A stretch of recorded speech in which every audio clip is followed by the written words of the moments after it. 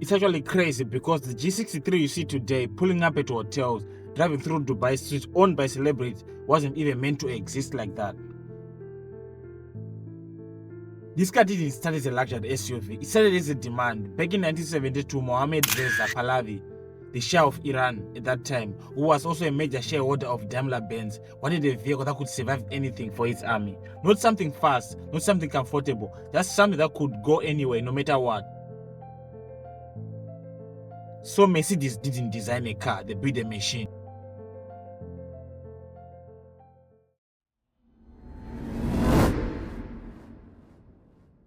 So here is where it even gets crazier. Before the car even existed, the Shah ordered 20,000 units. Think about that. A vehicle that hadn't even been built yet already have a massive order waiting. So Mercedes partnered with Magna Steyr in Austria. It started developing what would become the G-Wagon. Everything about it was overbuilt. Ladder frame chassis, mechanical systems, locking differentials. It wasn't made for roads, it was made for war. But just as production was about to begin, the Iran Revolution happened, and overnight the entire order was gone, so Mercedes was left with a military vehicle, and no military to sell it to.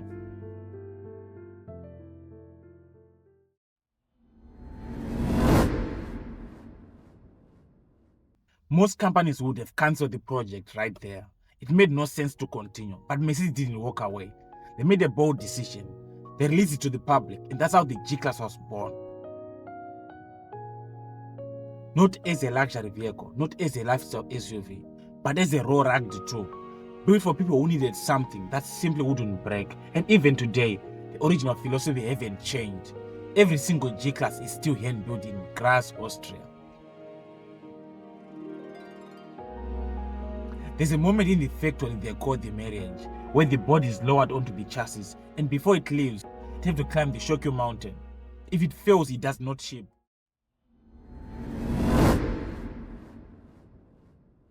At first, nobody looked at the G-Class as something cool or luxurious. It was used by the military, explorers, people who needed reliability more than anything else. But then slowly it started getting attention. In 1980, it became Pop Mobile for Pope John Paul II. And then in 1983, it won the Paris Rally. And that's when people started to realize this wasn't just another off-road vehicle. This was the thing that could survive anything. It don't need any marketing because it had proven itself.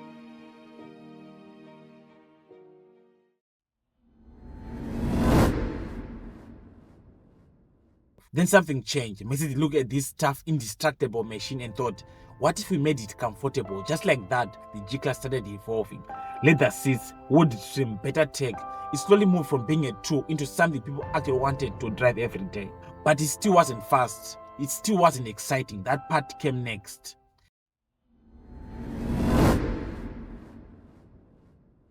At some point, the Mercedes-AMG got involved, and instead of respecting what the G-Class was, they completely changed its personality. They took this heavy, boxy off-road machine and put a V8 engine in it. Suddenly, the G-Wagon wasn't tough, it was loud, aggressive, and almost ridiculous. And because of its original military design, there wasn't even space for a proper exhaust system. So AMG did something different. They pushed the exhaust pipes out the sides, and that became one of the most iconic features of the G63. And not just how it looked, but how it sounded.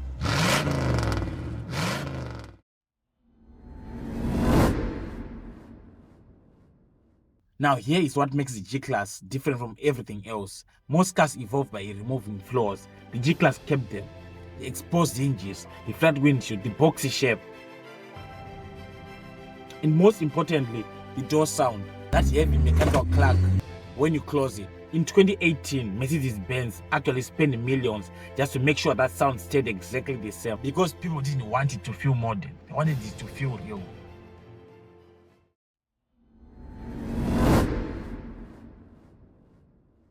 By the time the G63 became a mainstream, something unexpected happened. It became a symbol not of toughness but of success. Celebrities started driving it, athletes, influencers. It went from a battlefield project to city streets, from a military intent use to luxury lifestyle, and especially places like Dubai. It's everywhere. The best part is, it didn't change its identity to get there. It's still the same lockbox.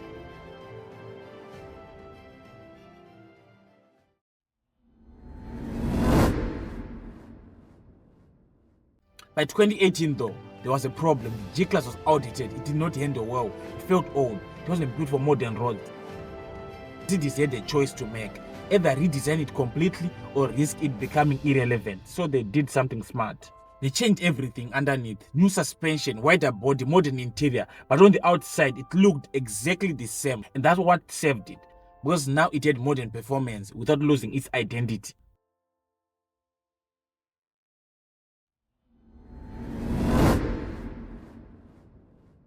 Now the G-Class is entering a completely new era, electric, which sounds completely opposite to what the car was built for, but somehow it still makes sense. The new version can spin 360 degrees on the same spot like a tank, which they call the G10, a perfect nod to where it came from. But even today, the Mercedes-AMG G63 still carries a V8, which is now supported by hybrid technology. It's evolving, but it's still not losing itself.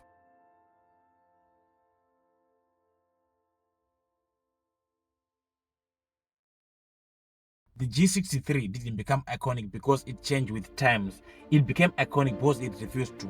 From a cancelled military order to one of the most recognizable vehicles in the world, it stayed true to what it was. And maybe that's the reason people loved it. Because in a world where everything keeps changing, it did not change.